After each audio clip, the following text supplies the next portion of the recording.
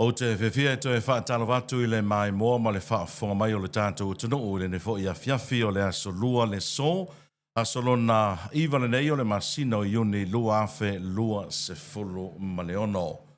Toi tari o mai tātou whaasalaunga I le whaapoponga nei o le porkalame o le Siapo Lautele, I lona vaenga lona ono e peona iai le whiawhi. Nei whaamalulu atu I le mamalu o le tātou tunu. O iei nei whesuia inga la iti le tu mau mo tātou porkalame nei vai tau. Ona sa masani a whiawhi te tasi, mai le tolu I le ono. E whatau nui nai porkalame a lau le tio o le 685 radio, whaingoina o le 685 drive time. Pei tai o whesuia inga le tu mau o lo iei tātou porkalame le vai tau nei, o no nisi o whetuna inga, ia I le tūlanga e peona iei tātou porkalame whaaso soa. Ua na o le asunga fua ma le aso lulu e whatau nu o el tātou pokalame o le 685 Drive Time I lunga o le Facebook page a le 685 Radio. O le aso lua ma le aso tofi le ua whaava noa mo le tātou pokalame o le Siapo Lautele. Mai le ono e peona masani ai a whiawhi o aso lua ma aso tofi te tasi o le ua suia nei le taimi ia I le tā o le wha o no le tele o mana o ngā fo ia le atunu ma e manatu fo I ua tala whiunga ma le whetunga ina ia o taimi o a tātou whaasalalunga. Mea la lea, whaamalulua tua I le mo malo lea tunu ona o nei whesuia inga. O le vai asore nei, ua amatalo ia I le tātou porkalame o le Siapo Lautele, I le tāo le whae le whiawhi, aso lua, ma aso tofi, o vai aso te tasi. Ma olo mwhauna e mai moa mai ei tātou whaasalalunga, e le ngata I le tuusa o antu I lunga o le tātou Facebook page, a le Siapo Lautele, ai whapea foi lunga o le tātou YouTube channel a le Siapo Lautele. Ma le te talo o le porkalame ina ia share le tātou porkalame o le Siapo Lautele, like le tātou porkalame, ma follow fo I le Facebook page a le Siapo Lautele, ia ma whapena ana subscribe I lunga o le tātou YouTube channel. Ai le whiawhine nei le mai moa ma le whaafonga mai o le tātou atunu. O te whiawhia e whaatalo whātui pā anga, ea ma uo me mamai a le tātou porkalame o le Siapo Lautele. I la tau e whiawhia e whaafonga ma whaalongolongo mai I le nei porkalame ia whiawhia a solua ma stofi o vai aso te tasi. Ai mai se fo le awanoa e maua e whaatana noa ai nisi o mā lo whaalorongia. E peona I eili tanoanga I le aso tofi o le vai aso na sei ma vai atunei. Le na au mai eili whina ngalo le sui te tai o le vai anga whao whai e pui pui ai a te tau tangata le HRPP le tō whala uofofo no toe Pierre Meredith. Pe tai o le aso tofi a sau nei. I le whae le whiawhi. Wa iei le tātou mā lo whaalorongia. O le a mawhaiona e whaawafonga ma e mai moa mai ai I lunga nei porkalame. Au le whiawhi ne o manatu tātou whaasoa. E se tasio ma tā upu ia o vai sau ngā o tali ngā e le tō tele o le atunu. Ai meise o le tō tele o le tū malo o lo patino I ai. Ia le tūlanga e pe o na iai ia le se leni. Tele me o te tupu mai nei vai tau. Ma ua whesilingia le tō tele. Ia le tūlanga e peo na iai ia tupea le malo. Pe a whena o whai atu le teimi o sola I le amatanga me nei porkalame. O le aia te tau o tātou o tangata citizeni o Samoa. E tātou te whesili ngia le malo I mata upu, e manatu. E a whaina ia le wholaunga ma le sāwalinga a so o se Samoa ma le atunu. Awane I tātou tau mwhai e whaaleanga le malo. Ai e tātou tau mwhai e whesili ngia. Ma whaamalama I tangata Lautele, ma tā upu a o I le tūlanga e o ai o onga ma whaale tonu. O le ale a whaina o tangata Lautele. O le ale a whainga o ainga. O le ale a whaina o e ma. Le anga o le tātou ma tā whaioile o tangata citizeni Samoa. O lo si pela mai e le whaavailo tātou ai a te tau. E leo le ai a te tau la tātou te tau whaaleanga I le si tangata pe whaaleanga ina le malo. A o le ai a te tau. E tātou te whesili ngia ai ma tā upu e tūlai mai. Ma tātou tau mawhai. E wha leo lo tātou manatu mo tātou whinangalo. E nei o wha malama le atunu. A whai e aluai a e o mai ni a whianga te tele. A o lena e sila whia na whai le pito la au. O le porkalame o le Siapo Lautele. A e leanga leo o mai o mala ma leo o mai o whita ma wha whita ori o ngonga o le soifuanga. E a whai nai a inga ma tangata Lautele Samoa. Ai e whesiri mai, o le arama tā whai oi e lau whaasalau ma le media na whai. O le arama tā whai oi e le Siapo Lautele, na i e le sao le Siapo Lautele I ma tā upu wha penei. whaafonga mai o le tātou atunua, mai se oelo e mai mo mai e tā ua lo malama. E tā ua lo sila fia o ma tā upu o lo tutupu mai i le loto i fale o le tātou atunua. Tele mau fesili nei vai yaso ina ua anginga mai whaasaralaunga mai lunga o le newspaper le Samoa Observer. E whaatau le i le tāro sanga le malo i tātou local banks, local commercial banks. I se overdraft i a po o se aita lafu. O le fesili e matango fie i se waainga mo se whainga malo lea whainga. Ai ala sila mai a tātou paanga ma tātou motutua oi. E matango fie. Le tālo sanga o le malo i ni fale tupe. Mo se overdraft. Po o se aita lafu. Ina ia whaanga i oi ai se leni o lo misi mai fono whaavai. E tali o le fesile na, pe matango fie, pe le matango fie, pe manaia, pe le manaia, e tali o le fesile na, o ai o le tangata Samoa, o whele i tu e te au iai, e te tali a o eia. A whai e te sile fia ma e loa e matango fie, so that's your answer. O rau tali le na. Ai o le mea o lo fia whaama mafa e le Siapo Lautele. O le tūlanga o lo iai lo tātou atunu i le teimil nei. O na pōle na au mai ele pepo whaamatalanga ma tau mo whaile maa lo e whaapupula.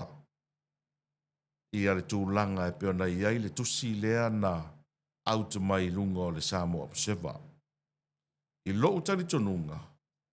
O le ale tau mo whai o le maa lo e whaapupula ma le ai mai i whaasaralaunga ma vaenga ia.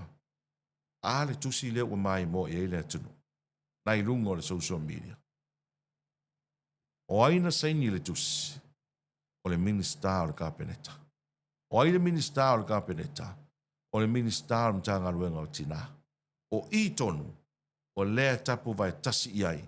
Ngā luenga a fono whaavai. O i o lo sau wai le lufi lufina. O tupe a fono whaavai. Po le a lava la le tali le minista, ma le pepa o whaamitaranga le malo, e tau mawhai ai e toi whaapupula atili le tūlanga lea. E le mawhai, o na ave e sea mai ai le tusi pe toi ta pe e le tusi, ua o i whare tupe. O tāro sanga i whare tupe. Mo se feso soani i tau ai tā lafu. O na tupu ane ai leo le fesili. O le tutupu o mea nei, o na tupu ane ai leo fesili. Ma e iei lau tantonunga. Pe e te fast, pe e te HRPP, pe e te SAP, pe e te le fia i nei mea, e te tauana e fesili. O oe o le tangata sitiseni sa mor fesili. O ngafa tauri maina. E le malo. I ana tupe o lo iei le teimile nei. O na whaasoa soa matausi lo tātou atunu. A tuu i seisi whaapunga, tau lata mai, o iei se tātou tupe. O lava se tupe ane malo. O le fesili nai, le taun tātou fesili ai. Leanga e iei lau tantununga, a o i le taimi e pangatia ai le malo. Ma whaina le tamau a inga mai le malo. E le na o le malo e a whaina ai. E le na o le malo e pangatia ai. E pangatia malava le atunu. E ale wingo la whamtalanga. E pangatia bisinisi, company o a inga o e kalesia.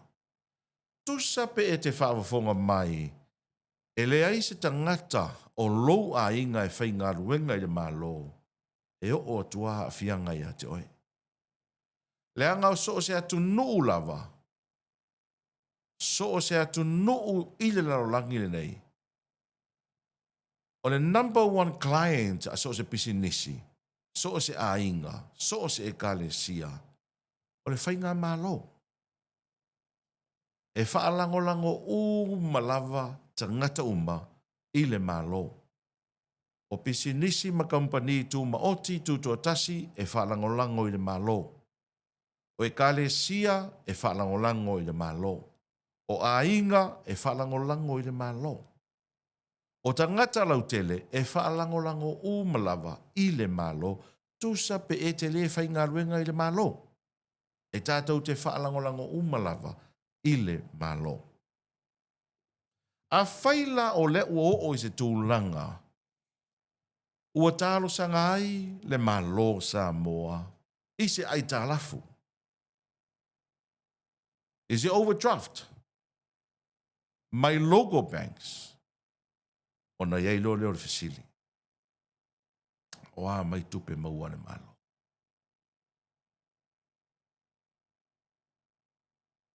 Le a se umi. O loo iai tupe maua le mālo le taimi nei mo le whaaso so ina o le atunu. A tonu e whai mai pe po whaamtaranga le mālo. A ua popole. O loo saunga le mu mea uma i se leni vaenga uma. Yes, e te tau. E te tau ana au mai se pe po whaamtaranga whapena le mālo ia auai nei popole le atunu uma tangata lautele. So e te tau. E matua tale whiunga. O le whaawitai whaile na, o le vave na isu mai e le mālo, le pepa o whaamutalanga. E na ia make sure e le eise tūlanga o whaapopole ai ia le atunu. Le anga o le mta whai oi na o le mālo e te tauna au mai. Au mai se pepa o whaamutalanga e whaapopula ai. Ia le tūlanga e pena iai, ia news ia wasala lau temine. Ma au mai le se laupasene sure e le eise tūlanga. E whaapapole i nei le mālo. Peitai, the reality. O umana saini le tus. O umana ave le tus. E tupu pea la fesili. E fesili pea. E fesili pea. O lava le seleni. O iei se tūlanga saonga le mu seleni alo tātou watunu. Tele le tupe le ana sa saa le fua tulou. Tele. It's a lot of money. A tato toi foi tua le talo le tupe le lua afe lua lima. Le ana pa sia ia Iuni o le tausanga na se mvai tunei le wha moe moe tau alunga il wha unga na masina nei. A tato toi foi le talo le tupe na e afa miliona na pa sia le pare mene, pena allocated le pare mene. E whai ele fua le tausanga nei. Na o le afa miliona lo inga e lima se la wafe. Fia le tupe le ana sa saa le fua. E atoa se afa miliona, pele lava se afa miliona. E ova. Alen sa unoa le te tai o le tātou malo, o le budget mo le tātou fua e 5 miliona. Ai fia le tupe na pāsia le fono le pāre mene, le pākete o le lua whelua ono, e nao le afa miliona, o mea ia e tauna i mara mai. Tauna mala mai, ia manofu si le fia ai lo tātou o tino. Taipei o lau whamtalanga le na watu leisi vaenga o le tātou Siapo Lautele e le vai aso na te vai atu nei o fea o ave iai le wha mua le malo. O le mea moni lawa ia, o le temile nei, o le tele o atunu o le lalolangi, o lo matua iai le tūlanga popole o na tangata e meiso leo whai pisinisi. O le ale popolenga o lo iai le tele o atunu o le lalolangi. A afianga o le tamau a inga o le lalolangi, mai le taua le neia Iran, Israelu, ma Amerika. O lai popole atunu o le lalolangi. O la fo ila ua amata na sefe ala tau tupe. A puti lo la tau se leni la ia il temile nei.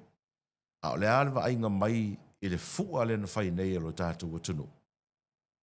Fia le se leni na sa saai. E le 11 na umatu le fua, ai angi mai lunga pe angi nga mai lunga le overdraft le malo. Ona tutupu ai leo fesili. Te fesili sili a oi, a leanga kusa pe eke fast, pe eke japipi, pe eke sapo le alwae, e o a fi anga lo a inga. Mena le tang mawhai lava le polkalame, e faa malama, e o mai lava a fianga. E le whapea la a o mai a fianga whapea ia, e le a fia o e langalenga e paloka i le fast. a fia ngana vaenga i al sap mle chapipi. No way. E a fia maka kou. Tato malava. Le wa makanga.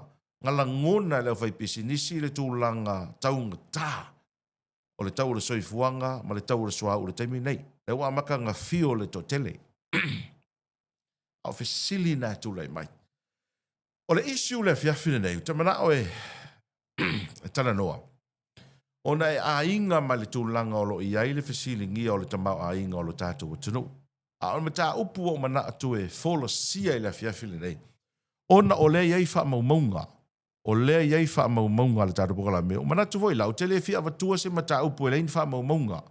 Ai avatu le mata upu e iai wha maumaunga. Ina ia e no fasila fia ai. O le fesili tele i le fiafine nei. A whai olo whai mai le malo o lai lava tupe lava ia se leni e wha soa ai.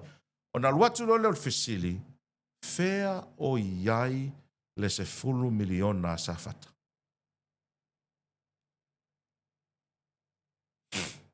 Fea o iai le se fulu miliona sa fata.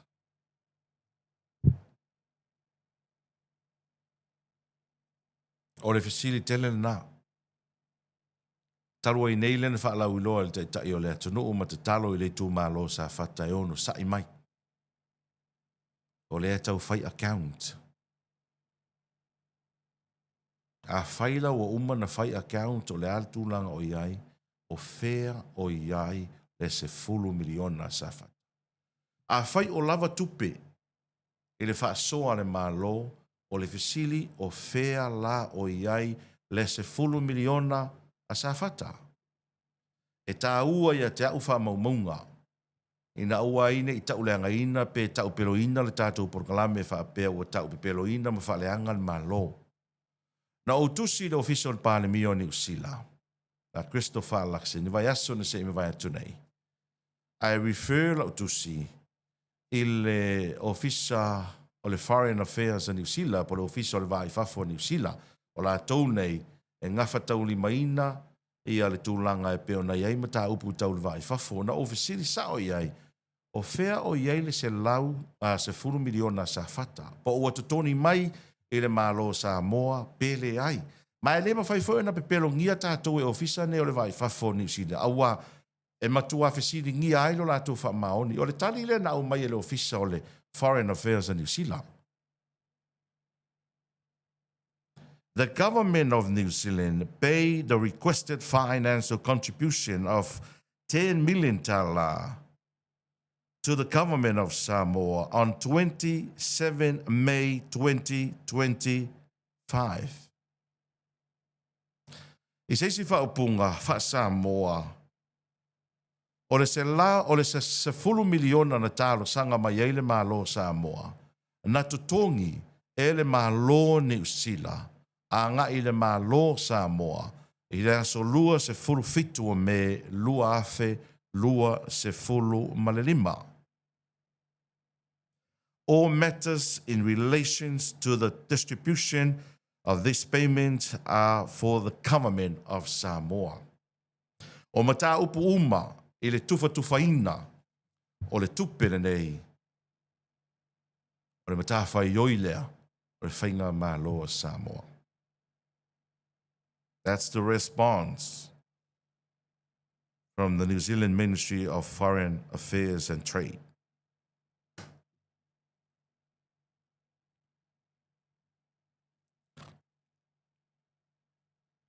O le fesili la na le fesili ai nei a fai na to tongi mai le fainga malo ni sila le fainga malo sa mo ila so so fito me lua felos fulima.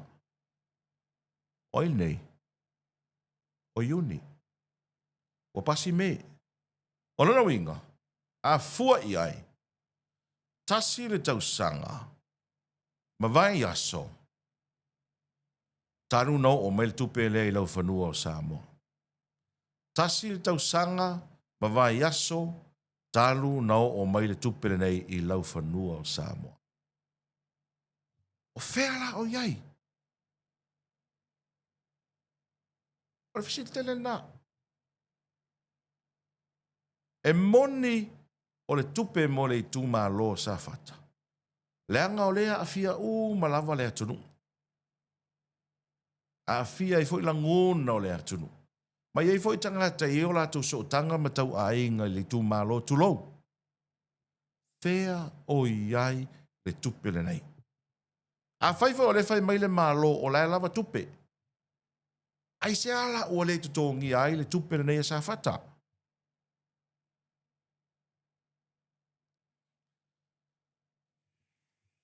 E le i o le taimi e a foi. E ali ia e ai nisi o nga te tele. O le tu malo sa fata manu ui e tua. E le i o le taimi. E moni o la ua whaina le ngā te whale o le tu malo o le to eini whaangotanga le taimi le nei. Ai masalo o leisi 5 tausanga se 10 tausanga le lumanai. Tātou wa aia lea. A fianga te tele o le a fia ai le tu malo. O leisi foi vaenga. O le vaa lai ta oto ai o. E lena o sa fata o le a fia. Tafe mai le au mai o i sa fata. Tafe mai a fia. E a fia malava le atunu. I lo una tali tununga. E a fia malava le atunu.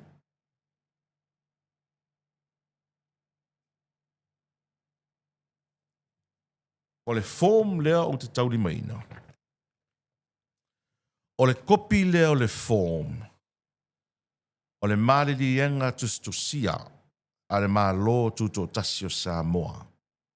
E tau ala atu i le mata ngaruenga o puna oa whale nā turua ma le sio manga. O mea i e taunsi le fia e le atunu. Tau i mo a fianga tau i le tamau a inga ma fua mai le wa taua ni usila na paulia mangoto i le a au o tawhitoala sa fata. O le form le nei, o le au atu le mata ngaruenga o le puna oa whale nā turua e wha saini ai tangata nuu o sa fata. O le matua i smart lava o le whainga le o whai e neni usila ma le malo sa mo le mea nei. E ale winga o Lautele smart. Ata mai. O le tupe le la avatu nei tangata sa fata e afe se lau o le tangata. O le taimi e te saini e le form lea. Fatari lole o lau tupe e maua. Aluai, ai toi alia e mai le lua tausanga le lumanai nisi a fia ngaonga. O le vaa le tua e sa fata. E le mawhai e tangata sa fata. Ona toi tangi mai le malo sa moa po le malo ni sila. E toi avatu se stawi tau tupe. Ai se a. Because you already signed this form. Lau fai taua nisi o malilienga o le form le nei. O le nei malilienga e whapea. Vaenga mua. Vaenga o le malienga ua malilie iai pai mala fai. Ma le mtanga ruenga o puna oa whanatura ma le sio manga. Lua. E afe se laule fesosoani tau tupe. O le awha amatu inatu mo le taui o awhianga tau i le tamau a inga. O le tangata e tōtasi. Tolu. O le taliaina o le nei fesosoani tau tupe. Ua whaamaoni ai le malie a toa o le o loo tāru sanga i le tau i o awhianga tau i le tamau a inga. O na saulo leo le wha, whai mai. O le sainia o le nei malienga. Ua malie a toa ai le o loo tāru sanga. O le ale to e whaia se tangi. Pesa ili se isi tau i whaopopo mai le malo. Si? O lona winga. A whaia te saini le form nei o mai se taimi a watu lau tupe. 5 tolu whaapo fia tau sanga le lumanai ai aria e mai se wha mai. Tulou. Wha te tainga. Pe aria e mai nisi a fianga tele. O le vaa le pa ulia i tua i sa fata. E le mo whaina to e tangi sa fata. I se isi tau i tau tupe i le malo. Ai se a. Ale wa umana saini le form lea.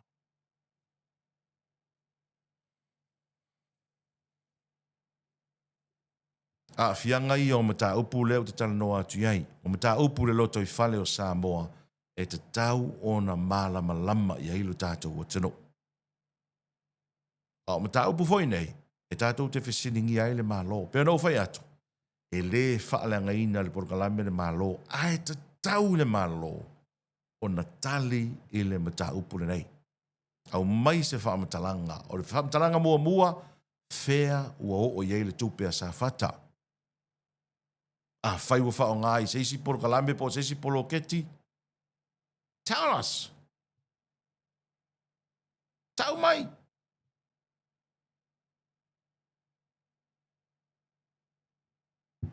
E ala fianga o le foam lea mo tangata nuu o le tumba lo sa whata. E tā ua lo malamalama. A tonu e te rewhia fia mai porkalame, a o loo tanunga e tā ua na e malamalama. Le anga fo i e te a fia ai, o te a fia ai, tātou te a fia ai. Tā tia ia, whainga whaaporokiki, ma whainga whaavaenga whaupawhai. Ai tā ua lo tātou malamalama. Ina ia sila fia le lei, o a fianga, e ono tutupu maria e mai, i vaenga nei. Porkalame nao le Siapo Lautele lona vaenga lo nono e pene mai mo whaafonga mai nei fo i vaenga o le fiafi. E tā ua le fasili, e tā ua fo ina wha malama whina ngalo lo tātou tino. Awane e misia ia le aso tofi asau nei. O le tātou porkalame o le vaenga lona fitu o le Siapo Lautele. O le ai le tātou malo whaalongia i le tāo le whai le fiafi, le fionga le atino o Wayne so i alo. Manuia tele wha saunga le atino o wha soifo ia.